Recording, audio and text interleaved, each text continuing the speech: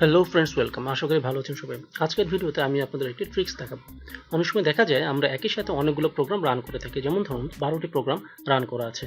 এখানে 12টি প্রোগ্রাম আছে, 12টি প্রোগ্রামের আইকন এই নিচের স্ট্যাটাস বারে শো করে। আমাদের প্রয়োজন হতে পারে আমরা এক প্রোগ্রাম থেকে অন্য একটি প্রোগ্রামে যাই, তখন আমরা কি করি, তখন আমরা আইকনগুলোর উপরে মাউস দিয়ে প্রেস করে তারপর আমরা এক একটি ওপেন করে থাকি। কিন্তু আমি আজকে আপনাদের দেখাবো মাউসের ব্যবহার ছাড়াই কিভাবে খুব শর্টকাট কি এর মাধ্যমে আপনারা এক প্রোগ্রাম থেকে অন্য একটি প্রোগ্রামে সুইচ করতে পারবেন। তো চলুন শুরু করা যাক।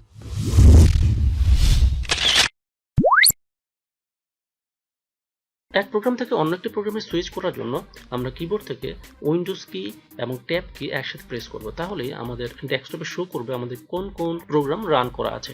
এক্ষেত্রে আমরা শুধুমাত্র শো করতে পারবো, কিন্তু কোনো কিছু সিলেক্ট করতে পারবো না। সিলেক্ট করতে হলে আমাদের এই যে মাউস দিয়ে আমরা যখন ক্লিক করব তখন সেটি অ্যাক্টিভ হবে। কিন্তু আমরা চাচ্ছি কোনো রকম মাউসের সাহায্য ছাড়াই আমরা এক প্রোগ্রাম থেকে অন্য একটা প্রোগ্রামে সুইচ করব। সেক্ষেত্রে আমরা কিবোর্ড থেকে অল্ট এবং ট্যাব কি একসাথে প্রেস করব।